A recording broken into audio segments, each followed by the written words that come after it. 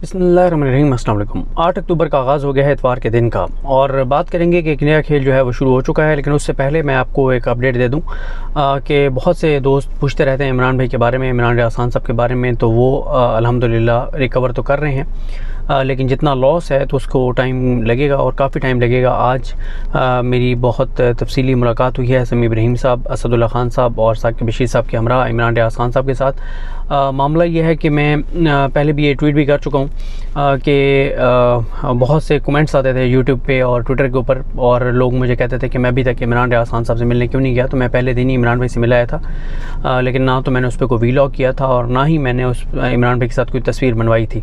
और आज भी मैंने इमरान भाई के साथ कोई तस्वीर नहीं बनाई। हाँ, कुछ और लोग वहाँ पर जहाँ पर हम थे वहाँ पर आ गए और उन्होंने कुछ तस्वीरें बनाई और वहाँ पर इमरान भाई के साथ मैं ज़रूर मौजूद था। लेकिन मेरी चाहे वो आज की मुलाकात थी या इससे पहले मुलाकात थी, उस मुलाकात का मकसद ना तो तस्वीर बनाना था और ना ही उस पर वीलॉग करना था। मकसद सिर्फ इमरान भाई के साथ वक्त गुजारना था, उन्हें देखना था, उन्हें मिलना था, उनकी खैरियत दरियाफ़्त करना था। और आज बहरहाल हमारा बहुत टाइम उनके साथ कोई 7-8 घंटे गुजरे और अल्लाह ताला का बहुत करम है कि वो बहुत तेज़ी से रिकवर कर रहे हैं। लेकिन आप सबकी दुआओं की उनको बहुत ज़रूरत है और वो आप सबके बहुत ज़्यादा मशकूर हैं। और बहुत सी जो बातें ज़ाहिर है हम जो बता सकते थे कि लोगों की जो मोहब्बत है इमरान भाई के लिए वो बताया। और ख़ास तौर पे मैंने ज़िक्र किया इमरान रियाज खान साहब से कि मुझे 4-5-6 दिन पहले जब नौशहरा जाने का इत्तफ़ाक़ हुआ, सुहेल खान साहब जो दीनी उसके रिपोर्टर हैं, बड़े सीनियर हमारे उस्तादों में से हैं और बड़े भाइयों की तरह, उनके बड़े भाई की डेथ हुई। तो मैं उनके जनाजे में गया तो जिस तरह से बुज़ुर्ग मुझे आकर मिले उस जनाजे में, उनकी फैमिली के भी लोग थे नौशहरा में और कुछ और भी बुज़ुर्ग, और जिस तरह से उनकी आंखों में आंसू थे और इमरान भाई के लिए दुआएं कर रहे थे। तो मैंने इमरान भाई को कहा कि वो जो दुआएं हैं जो बुज़ुर्गों की जिनकी आंखों में आंसू थे, तो इंशाल्लाह उन आंसुओं के सदक़े और उन दुआओं के सदक़े अल्लाह ताला आपको जल्द मुकम्मल शिफायाब करेगा और इंशाल्लाह आप बहुत जल्द उसी तरह जिस तरह से पहले आप बात करते थे आप बात करेंगे और इंशाल्लाह ज़रूर करेंगे। अब आ जाएं जी, एक नया खेल जो है वो शुरू हो गया है और ये पहला कार्ड है नवाज़ शरीफ का, क्योंकि मैं ये समझता हूँ कि जो तगड़ा खिलाड़ी एक मैदान में नवाज़ शरीफ ने उतारा है इस्टेब्लिशमेंट के ख़िलाफ़, ये नवाज़ शरीफ की मर्ज़ी के ख़िलाफ़ उतर नहीं सकता था। और ये खिलाड़ी हैं मौलाना फजल रहमान साहब। आपको पता ही है कि जब मियाँ नवाज़ शरीफ साहब डील ले रहे थे और इनको डील चाहिए थी और उनको डील नहीं मिल रही थी, तो डील लेने के लिए उन्होंने मौलाना फजल रहमान साहब की सर्विसेज ली थी। मौलाना फजल रहमान साहब ने आकर धरना दिया था। उस धरने के नतीजे में फिर इस्टेब्लिशमेंट के साथ मामला तय पाए थे और मियाँ नवाज़ शरीफ पाकिस्तान से फ़रार हुए थे। तो जब मियाँ नवाज़ शरीफ पाकिस्तान से जाने वाले थे, डील करके जाना चाहते थे, भागना चाहते थे, तब भी मौलाना फजल रहमान का धरना करवाया गया। और अब जब मियाँ नवाज़ शरीफ वापस आ रहे हैं और उनको कुछ खदशात हैं, उनके कुछ तहफ़्फ़ुज़ात हैं, तो उन्होंने बिल्कुल ये ऑन बोर्ड होंगे। मौलाना फजल रहमान साहब इंडिपेंडेंटली कोई फ़ैसला नहीं करते। मौलाना फजल रहमान साहब का सब कुछ डिपेंडेंट है नून लीग के ऊपर, शरीफ ख़ानदान के ऊपर। इसीलिए आप देखेंगे कि इनके मदरसे के ये बच्चे भी भेजेंगे मियाँ नवाज़ शरीफ के इस्तकबाल के लिए, और इनकी जो भी चीज़ें होती हैं वो ऑन बोर्ड होती हैं मियाँ नवाज़ शरीफ के साथ और शरीफ ख़ानदान के साथ। तो आज मौलाना फजल रहमान ने जो ख़िताब किया है वो पहले आधा घंटा तो चला टीवी चैनल्स के ऊपर, आधा घंटा या इससे कम, लेकिन फिर अचानक वो तमाम टीवी चैनल से वो प्रेस कॉन्फ्रेंस गायब हो गई, क्योंकि उन्होंने पाकिस्तान की रियासत पर बहुत संगीन इल्ज़ामात लगाए हैं, उन्होंने पाकिस्तान के इस्टेब्लिशमेंट पर बहुत संगीन इल्ज़ामात लगाए हैं, उन्होंने पाकिस्तान की खौफनाक तस्वीर पेश की है, उन्होंने पाकिस्तान के ऊपर इल्ज़ामात लगाए हैं, उन्होंने बहुत सख्त प्रेस कॉन्फ्रेंस की है और इससे ये अंदाज़ा होता है। अच्छा, इसकी मुमकिना वजूहात पे बात कर लेते हैं एंड में कि इस सारी ब्लैक मेलिंग की मुमकिना वजूहात क्या हैं, ये ब्लैक मेलिंग से आखिर चाहते क्या हैं। देखें, पहले मैं कुछ नुकात आपके सामने रख देता हूँ कि मौलाना फजल रहमान साहब ने कहा क्या। उन्होंने कहा कि इस वक्त संजीदगी से गौर करना चाहिए कि हमारी मुश्किलात और मसाइल क्या हैं। पाकिस्तान दाखिली और ख़ारजी मुश्किलात से दो चार है, मामलात वक्त के साथ गंभीर होते चले जाएंगे, गुत्थियाँ सुलझ नहीं रही, उलझ रही हैं। सारी बातें इस वक्त उस नैरेटिव के ख़िलाफ़ हैं जो एक नैरेटिव है कि जब से निगरान हुकूमत आई है, डॉलर नीचे आ गया है, स्मगलिंग रुक गई है, चीज़ें बेहतरी की तरफ जा रही हैं, मईशत संभल रही है, सरमायाकारी आ रही है, बैरूनी ममालिक के साथ तल्लुकात ठीक हो रहे हैं, अंदरूनी तौर पर चीज़ें ठीक हो रही हैं। लेकिन मौलाना फजल रहमान ने इस पूरे नैरेटिव की बखी उधेड़ दी हैं। उन्होंने सारे बयानिए को मुस्तरद कर दिया है, उन्होंने चार्जशीट किया रियासत पाकिस्तान को। और मौलाना ने कहा कि इमरान खान के बारे में पहले ये कहा कि हमने अमेरिका और इसराइल और यहूदियों के एजेंट को शिकस्त दी है, और उन्होंने अपने बारे में कहा कि हमारे अंदर कोई खामी नहीं निकाल सका आज तक, यानी JUIF के अंदर, मौलाना फजल रहमान साहब के अंदर, सिवाय गालियों के हमारे अंदर कोई खामी नहीं निकाल सका।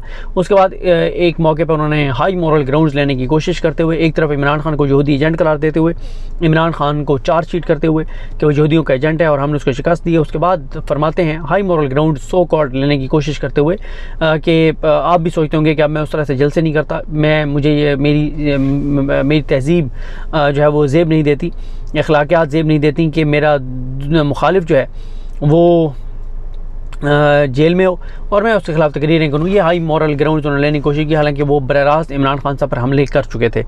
बाकी उन्होंने कहा कि इमरान कानून से किसी को इस्तिस्ना नहीं, इमरान खान कानून के मुताबिक उनके अंदर है, ये वो सारा कुछ। कहते हैं कि मगरबी दुनिया के एक अहम डिप्लोमेट ने कहा कि इमरान खान की गिरफ्तारी पर हमें तशवीश है, तो मैंने उन्हें कहा कि आपको उस वक्त तशवीश क्यों नहीं थी जब 3 बार का वज़ीर-ए-आज़म सी क्लास में पड़ा हुआ था, यानी मियां नवाज शरीफ जब 3 बार का वज़ीर-ए-आला पंजाब यानी शहबाज शरीफ सी क्लास में पड़ा था, उस वक्त आपको तशवीश क्यों नहीं थी। अब जब आपका नुमाइंदा इमरान खान जेल के अंदर है तो अब आपको तशवीश हो रही है। मैं हैरान हूँ किस ढिठाई के साथ झूठ बोला जाता है, हालांकि हमें पता है कि इंटरनेशनल कुव्वतें क्या चाहती हैं। पूरी दुनिया को नज़र आ रहा है, पूरे पाकिस्तान को नज़र आ रहा है कि किस तरह से इमरान खान ने अमेरिका को जो इनकार किया, उसके बाद जो रशिया गए, क्या हुआ, इमरान खान की हुकूमत का खात्मा कैसे हुआ, क्यों हुआ, वो पूरा पाकिस्तान जानता है। और आज ये पोर्ट्रे कर रहे हैं कि अमेरिका इमरान खान का हामी है। अगर अमेरिका इमरान खान का हामी होता तो ये इमरान खान के साथ ना हो रहा था, जैसा कि इमरान खान के साथ हो रहा है। उन्होंने कहा कि इदारों से हमें भी इख्तिलाफ़ात थे, लेकिन हमसे बड़े मिलियन मार्च किसी ने नहीं किए। हमें पता था कि उस वक्त जो कुछ हमारे साथ हो रहा था एस्टैब्लिशमेंट की क़यादत मुलव्वस थी, लेकिन हमने अफराद को नहीं देखा, इदारों को देखा और हम अपनी हदूद में रहे, कानून की हदूद में रहे।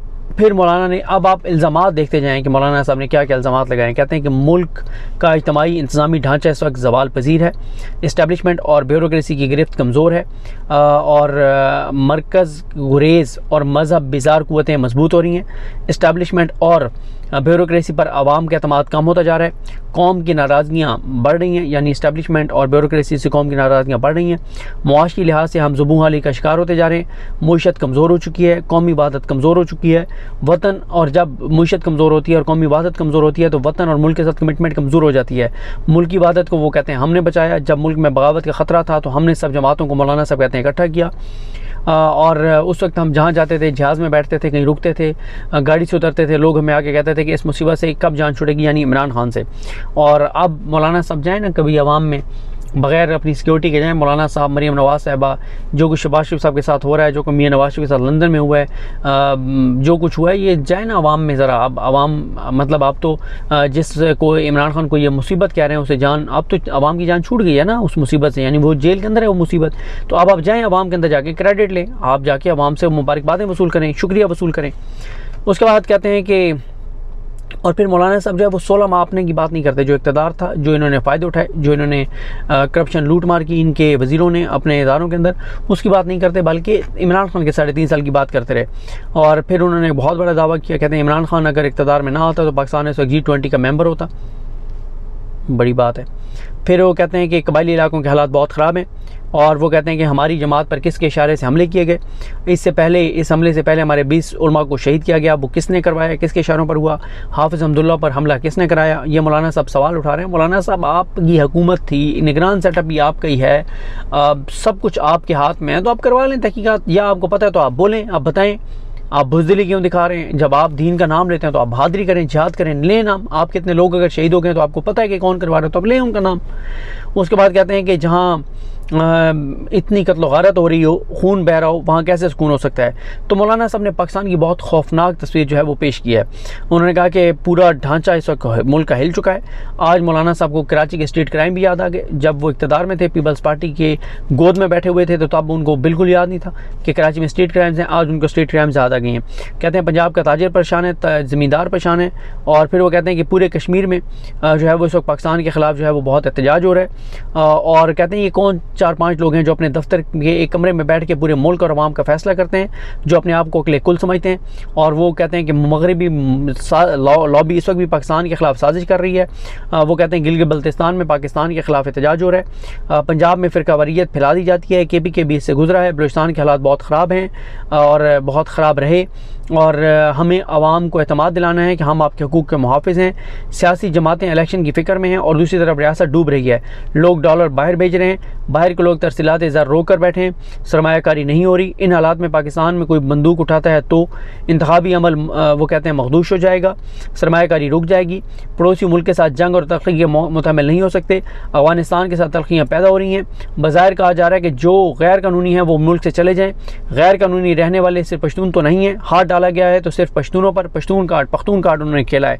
उन्होंने कहा है कि जायज़ नाजायज़ का कोई फ़र्क नहीं है, सबको निकाला जा रहा है। उन्होंने अपने सामने बैठे हुए लोगों को कहा कि आप पठान हैं, बैसियत पठान और मुसलमान आपकी क्या रवायत हैं? एक महीने या एक साल आपका अगर कोई मेहमान हो तो क्या आप उसको लात मार के एक दिन में निकाल देंगे? क्या ये मसला यकदम पैदा हो गया? पाकिस्तान और अफगानिस्तान के दरमियान एक कमीशन बनना चाहिए, वो फैसला करे। हमारी पुलिस और ब्यूरोक्रेसी गिद्ध की तरह अफगानियों पर झपट रहे हैं। क्या हशर कर दिया उन्होंने उनका, उनसे ज़मीन और पैसा हथियाया जा रहा है, उनसे पैसे लिए जा रहे हैं। ये इंसानी हकूक़ हैं। मैं दुनिया भर की इंसानी हकूक़ की तंजीमों को दावत देता हूँ कि आएँ पाकिस्तान में और अफगान महाजिरीन के हवाले से इंसानी हकूक़ का मुताला करें। यानी मौलाना साहब चाह रहे हैं कि इंटरनेशनल इदारे आएँ पाकिस्तान के अंदर और पाकिस्तान पर पाबंदियाँ लगाएँ। ये वाज़ेह पैगाम दे रहे हैं, वो मुतालबा कर रहे हैं इंटरनेशनल एजेंसी से। और उसके बाद बड़े नारे शारे भी लगाए और उन्होंने कहा फ़ौरन झगड़े का जो है वो ऐलान कर दिया गया, यानी अफगानी को निकालने का जो कहा गया या गैर मुल्की तारकीन वतन को निकालने का कहा गया। और वो कहते हैं एहतियात की ज़रूरत है, हम मुश्किल में हैं और रोज़ बरोज़ अपनी मुश्किल में हम इजाफा किए जा रहे हैं। मौलाना साहब ने कहा है कि मैं तो मैं बगावत बुलंद कर रहा हूँ इस मामले पर, किसी ने मेरे साथ आना तो आए, नहीं आना तो ये फ़कीर अकेला लड़ेगा। उसके बाद उन्होंने कहा कि सबको दावत देता हूँ कि मुल्क बचाने के लिए आ गए हैं। पाकिस्तान में अक़लियतें गैर महफूज हैं, कोई महफूज नहीं है। कोई एक तबका पाकिस्तान में इस वक्त नहीं जो मुतमईन हो। जनवरी के आखिर में आधे मुल्क में बर्फ़ होगी। 90 दिन में अगर इलेक्शन करना है तो फिर नवंबर में करो, और अगर अलग बंदियों की बात करना है तो फिर जनवरी में बहुत बर्फ़बारी होगी बहुत से इलाकों में, तो लेट किए जाएँ। उसके बाद वो कहते हैं कि रियासत की मुश्किलात अगर फ़ौज और ब्यूरोक्रेसी समझती है कि वो अकेले हल कर सकते हैं तो 10 बार लिख कर देने को तैयार हूँ कि वो अकेले ऐसा नहीं कर सकते। अब देखें मामला क्या है। आप भी सोच रहे होंगे कि इस सब का क्या है इसमें। देखें, एक तो यह है कि मौलाना साहब को शायद KPK में और वफाक में मज़ीद वजारतें चाहिए, हिस्सा चाहिए, एक वो वजह हो सकती है। दूसरा ये ओवरऑल नवाज शरीफ और मौलाना साहब मिल के रियासत को ब्लैकमेल करना इदारों को चाहते हैं और ये चाहते हैं कि इनको ज़्यादा से ज़्यादा 2/3 मेजॉरिटी दिलवाई जाए ताकि इनको ज़्यादा से ज़्यादा आगे हुकूमत में हिस्सा मिले। एक इसकी वजह ये हो सकती है। और कोई रियासत को बारे ब्लैकमेल कर रहे हैं। ये जो मौलाना साहब बातें कर रहे हैं इनको पहले पाकिस्तान के अंदर इंसानी हकूक़ की पामाली नज़र आ रही थी, जो तहरीक इंसाफ के साथ नज़र आ रहा था, कुछ नज़र नहीं आ रहा था। अब जो है ये खेल कुछ और है, ये ज़ाती मफादात के लिए करते हैं, इनका एजेंडा कुछ और होता है, इनका मामला कुछ और होता है, किसी और मकसद के लिए सारा कुछ कर रहे हैं। और इसमें इशारा नवाज शरीफ का ज़रूर शामिल होगा। और साथ ही इसकी एक वजह ये भी है कि मौलाना साहब जो है वो बज़ाहिर इस्टेब्लिशमेंट को गालियाँ दे रहे हों, इस्टेब्लिशमेंट के ख़िलाफ़ हों, लेकिन मौलाना साहब किसी के पर्पज़ को सर्व कर रहे हों मुल्क में इस तरह की सूरत हाल पैदा करके और इलेक्शन डिले करवाने के हवाले से। और लास्ट जो इसमें है पॉइंट वो यही है कि क्योंकि अफ़गानी जो हैं वो वहाँ पर भी इनका मौलाना साहब का एक है, वो समझते हैं कि उनका एक असर रसूख है। और मौलाना साहब ये समझते हैं कि जो अफ़गानी है पाकिस्तान में लाखों, अगर उनको ID कार्ड जिनके बने हुए हैं और उनका वोट वो समझते हैं कि उनको पढ़ना है, मौलाना साहब का वो वोट बैंक है। और इसलिए मौलाना साहब समझते हैं कि यानी जिन्होंने पाकिस्तान का ID कार्ड बनवाया उनकी बात कर रहा हूँ, ज़ाहिर है जिनके पास मुहाजिर कार्ड है वो उनकी बात नहीं कर रहा, जिनके पास पाकिस्तान के जिन्होंने फ़ेक कार्ड बनवा लिए हैं वो मौलाना साहब समझते हैं उनका वोट बैंक है और उनका वोट बैंक कम होगा। और ज़ाहिर है वो पश्तून कार्ड खेल रहे हैं, पख्तून कार्ड खेल रहे हैं। और मौलाना साहब को शायद ये लगता है कि पाकिस्तान में इस वक्त एंटी इस्टेब्लिशमेंट बयानियाँ ही सक्सेसफुल हो सकता है, तो इसलिए वो एंटी इस्टेब्लिशमेंट बयानियाँ पे ही चल पड़े हों। तो ये मुमकिन तौर पर 4-5 वजूहत हो सकती हैं, लेकिन ये हो नहीं सकता कि मौलाना साहब ने नवाज शरीफ से बात की बगैर ये अटैक नहीं हो इस्टेब्लिशमेंट पर, पाकिस्तान के इदारों पर। पाकिस्तान को चार्जशीट किया हो, पाकिस्तान की रियासत को चार्जशीट किया हो, इंटरनेशनल इदारों को वो की दावत दी हो पाकिस्तान आने की। तो लगता है कि उन्होंने पहला कार्ड खेल दिया है, नया खेल शुरू कर दिया गया है। नवाज शरीफ ने अपना तगड़ा खिलाड़ी मैदान में उतार दिया इस्टेब्लिशमेंट के खिलाफ। और मैंने मुमकिन वजूहत भी आपको बता दी हैं, आप देखना होगा इस्टेब्लिशमेंट इस पर कैसे रिएक्ट करती है। लेकिन मौलाना साहब और नवाज शरीफ का क्योंकि कॉन्फिडेंस ये है, वो कहते हैं इमरान खान को आने नहीं देना इस्टेब्लिशमेंट ने, हम नहीं आना है, हम इस्टेब्लिशमेंट को रगड़ें, जो मर्जी करें, इस्टेब्लिशमेंट हमारा कुछ नहीं कर सकती। और ये कॉन्फिडेंस है जिस वजह से मौलाना फजलुर रहमान और नवाज शरीफ इस वक्त इस्टेब्लिशमेंट के ख़िलाफ़ खुफिया या एलानिया जो है वो चीज़ें कर रहे हैं। तो देखते हैं हमारे लिए मामला कैसे आगे बढ़ते हैं। मुझे अपनी दुआ में याद रखें। अलग नहीं हम सबका हमीं नासर हो। अल्लाह हाफ़िज़।